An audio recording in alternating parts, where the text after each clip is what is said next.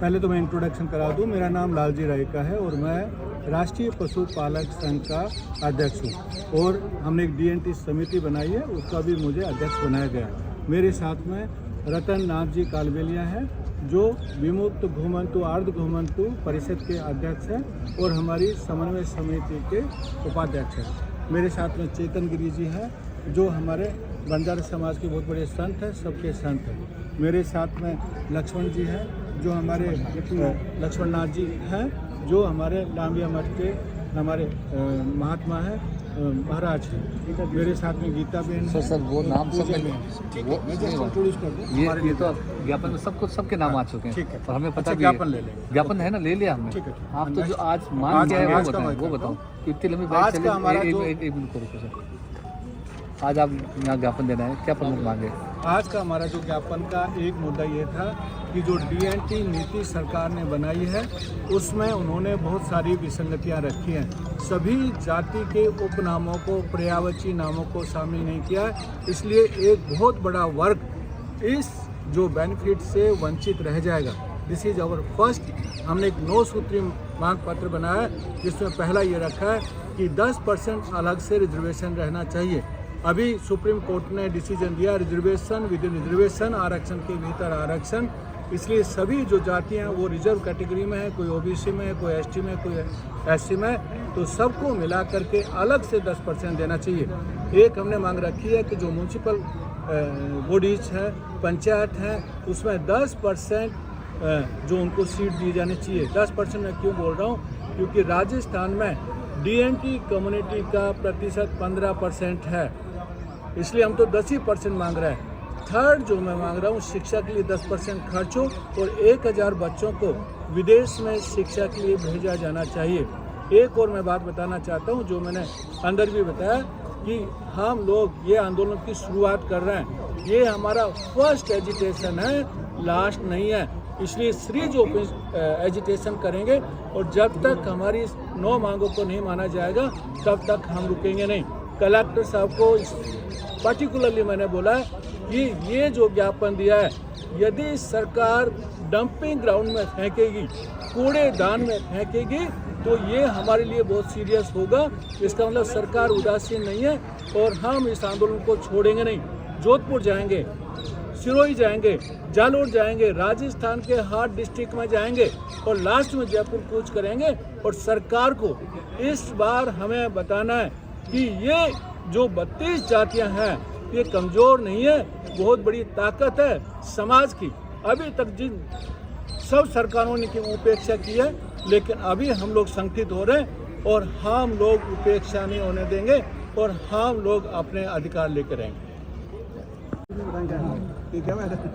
आज पाली जिला मुख्यालय के ऊपर DNT समाज के 32 समाजों का यहाँ पर जो आंदोलन हुआ, लाल सिंह जी के नेतृत्व में पशुपालक जो संघ बना हुआ है उसके नेतृत्व में जो हुआ है, ये आंदोलन पूरे राजस्थान के अंदर जब तक सरकार मांगे नहीं मानती है, प्रत्येक जिले के अंदर ये आंदोलन चलाया जाएगा और आखिर में जयपुर में जाकर के बहुत बड़ा महा आंदोलन किया जाएगा। लाखों की संख्या में लोग वहाँ पर पहुँचेंगे और धरना दे करके बैठेंगे। जब तक इन समाजों की मांगों को और इनकी जो विसंगतियाँ हैं उन्हें दूर नहीं किया जाएगा तब तक चैन से नहीं बैठेंगे। ये सबने निर्णय लिया है। आज 7 जनवरी 2025 को हम हमारे DNT टीम और राष्ट्रीय अध्यक्ष और गुरुदेव और हमारे सभी कार्यकर्ता, प्रदेशाध्यक्ष सभी आए हैं। हमारे जो भी मांगे हैं तो कलेक्टर साहब से मिले हैं, दी है, तो हम सभी DNT संघ अगर हमारी मांगे पूरी नहीं होगी, एक मांग अभी दी है, दूसरी बार और देंगे, तीसरी बार इस तरह का नहीं होगा तो हम रोड पे बहुत बड़ा शो करेंगे, बहुत बड़ा आंदोलन करेंगे। और जयपुर में भी हम हजारों लाखों की तादाद में हम घुमंतु समाज सब इकट्ठा होके और हमारे जब तक हमारी मांगे पूरी नहीं होगी, जब तक हम नहीं बैठेंगे, जयपुर में हम चुप नहीं बैठेंगे और नहीं उठेंगे। DNT ग्रुप जिंदाबाद। भारत माता की जय।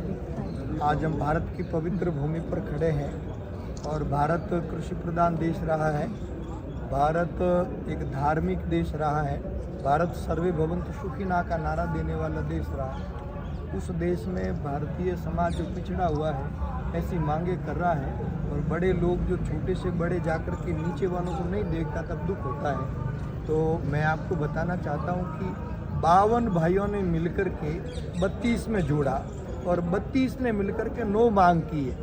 ये कितनी बड़ी महानता की बात है कि छोटी सी 9 मांगे की है जो अति आवश्यक है सुधार के लिए, इनके विकास के लिए। कई कलेक्टर, कई महोदय जो अधिकारी होते हैं वो सुनते नहीं हैं, इसलिए ये समाज अपने खुद के अधिकारी बैठाना चाहते हैं कि इनकी गरीबों की बात सुन ले, नहीं तो वो बड़ी बड़ी कुर्सियों पर बैठे रहते हैं और गरीब समाज बाहर धक्का खाते हैं, पुलिस के डंडा खाते हैं। ये ना खाना पड़े इसलिए ज्ञापन देने के लिए हम लोग यहाँ उपस्थित हुए।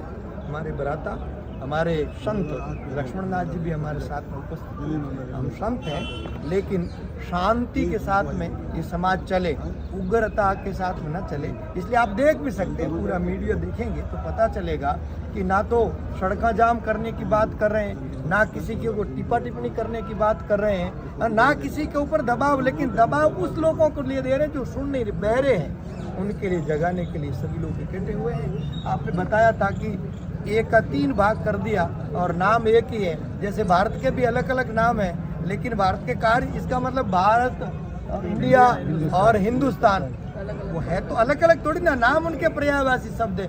ऐसे बंजारा समाज के 9 टुकड़े कर दिए गए, तो 9 टुकड़े नहीं है भाई, उनको अलग अलग मत करिए, सबको एक टुकड़े करिए। इसलिए ये पूरी समस्या 32 के 32 जातियों में डाल दी गई है। वो सभी समन्वय समिति बनकर के एक करें और इसमें सरकार हमारा साथ दे, सहयोग करे। कलेक्टर के माध्यम से मांग करने के लिए उपस्थित हुए।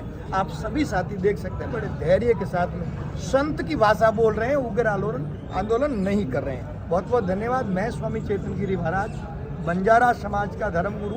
वैसे सनातन धर्म को हम मानकर चलते हैं, लेकिन जब कोई भी समाज का पीछे खड़ा हुआ व्यक्ति पीड़ित दिखता है तो हमारे हृदय में दर्द खड़ा होता है, इसलिए हम यहाँ उपस्थित हुए।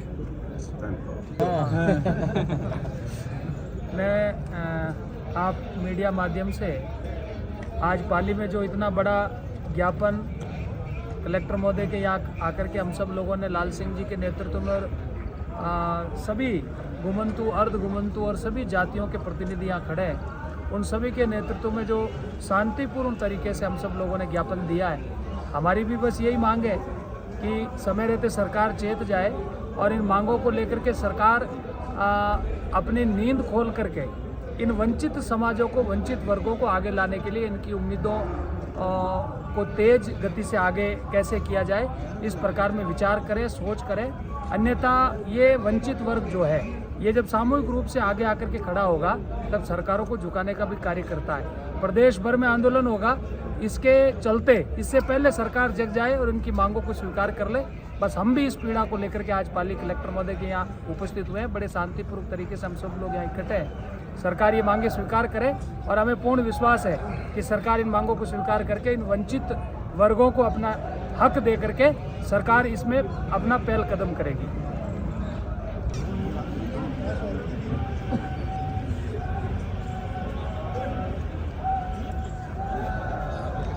आज हम राजस्थान के तमाम घुमंतु विमुक्त जातियों के सारे प्रतिनिधि और सारे संत महात्मा हैं, हम सब लोग राज्य भर से, यानी पूरे जिलों से, पूरे जिलों के प्रेसिडेंट और प्रदेश के प्रेसिडेंट आज आके और बड़ी तादाद में हम लोगों ने जो राज्य सरकार की जो योजना है, जो हमारे घरों तक, हमारी बस्तियों तक जो योजना नहीं पहुंच रही है, वो हर बार कागजों में अपना काम करते हैं।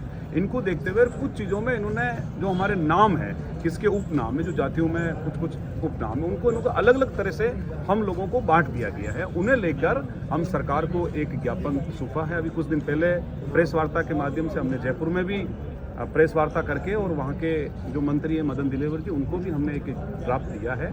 हमने कहा है कि साहब ये हमारी जायज़ मांग है, जिसको रैन के आयोग ने सिफारिश की है, सुप्रीम कोर्ट ने उनको माना है, और ये जो जाति उनकी जायज़ मांग है। आप कोई हमें दान नहीं कर रहे हैं, ये केवल हम लोगों की मांग है और हमारा अधिकार है, वो आपको टाइम होते हुए हमें देना चाहिए। जो समाज है, धरना प्रदर्शन हमें मजबूर होकर करना पड़ रहा। हमने 15 दिन का अल्टरनेटिव दिया था, मगर सरकार ने एक चिट्ठी तक हमारे पास नहीं आई।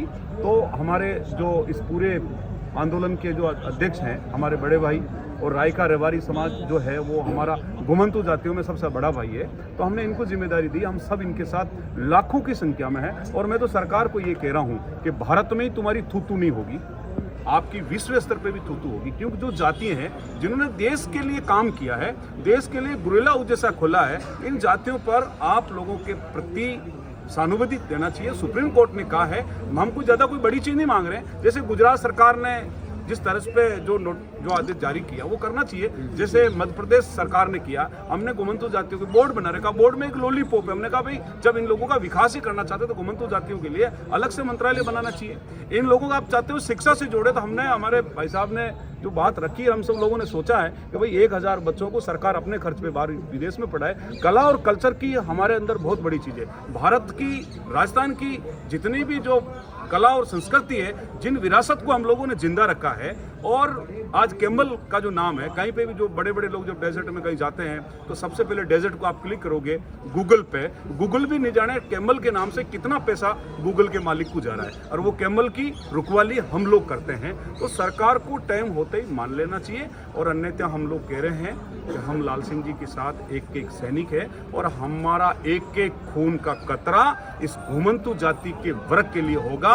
अब नहीं तो फिर नहीं, 10% आरक्षण है तो बात है, अन्यथा हम बात नहीं करेंगे। आप हमें कोई भीख नहीं दे रहे हो, हम कोई आपको दातारी में नहीं मांग रहे, ये हमारा अधिकार है। हम लोग टैक्स देते हैं, और हम कम से कम ही 1,35,00,000 की संख्या का एक समूह इस राजस्थान में निवास करता है। 15% लोग हम रहते हैं, तो भी हमने 10% आपसे मांगा है। तो हम कह रहे हैं कि हमारा जो अधिकार है वो आप हमें दें, अन्यथा नहीं है। मैंने पहले भी कहा है कि ये सरकार को घुटने बुल पे आना पड़ेगा, और हम इनको बिल्कुल ये दिखा के रहेंगे। अभी तो हमारा कारवां धीरे धीरे चल रहा। आज हम आपके इनके के अनुसार हम लोग अभी पाली में हैं। आज 7 जनवरी है, आने वाली 3 तारीख को हमने जोधपुर में किया, इससे भी हम 4 गुना बड़ा करेंगे। फिर हम जालोर में जाएंगे, सिरोही में जाएंगे, और भरतपुर में जाएंगे, चित्तौड़ जाएंगे, भीलवाड़ा जाएंगे। तो ऐसे करके हमारा आंदोलन गति पकड़ेगा। तो सरकार के रहते हुए हो गया तो हम सबका का भी धन्यवाद करेंगे, अन्यथा नहीं तो आज तो हमने आदेश जो निकाला है उसकी होली जलाई है, और अन्यथा नहीं तो फिर हमें जो सरकार में बैठे बड़े आला नेता है उनके पुतले भी हमें प्रत्येक रोड पे, प्रत्येक तिराहे पे हमें फूंकना पड़ेगा, और हमारे को ये सरकार मजबूर करेगी। और मजबूरी में राजस्थान की तमाम घुमंतु विमुक्त जाति हैं। हमारे को तो पहले भी काले पानी, निकोबार, इंडोबार, हमारे लोगों को कितने लोगों को जेलों में भेज दिया था। हमारे तो पूर्वजों की पहले भी जिंदगी जेलों में निकली है। तो हम कह रहे हैं सामूहिक जेल भरो आंदोलन भी हम लाल सिंह जी के नेतृत्व में करेंगे। तो मैं सरकार को मैं कहना चाहता हूँ, बहुत टाइम से हमारी बात को सुने। बहुत बहुत धन्यवाद। सर, हम सरकार से यही निवेदन करते हैं, मोदी साहब से भी ये निवेदन करते हैं, बीजेपी से, कि हम भी वोटर है, हम भी, हमारा अधिकार होता है कि हमारा अधिकार मिले। आज देश को आज़ाद हुए 75 वर्ष हो गए हैं, लेकिन हमारी घुमंतु समाज के जितने भी लोग हैं वो अभी पट्टे, पानी, बिजली के लिए तरस रहे हैं। कई बार हमने ज्ञापन दे चुके हैं, लेकिन ये बहरी गूंगी सरकार हमारी नहीं सुन रही है। इसी वजह से हम लोग सड़कों पर उतरने पर मजबूर हैं। आज मजबूर मुझे होना पड़ेगा हमें।